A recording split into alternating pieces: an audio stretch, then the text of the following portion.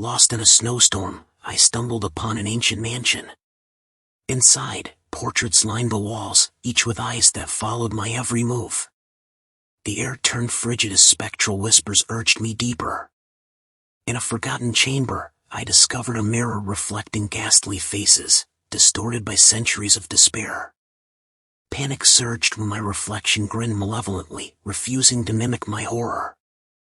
The room's icy grip tightened as the otherworldly whispers revealed a chilling truth. I had become a mere reflection, trapped to lure wanderers into the mansion's frozen embrace.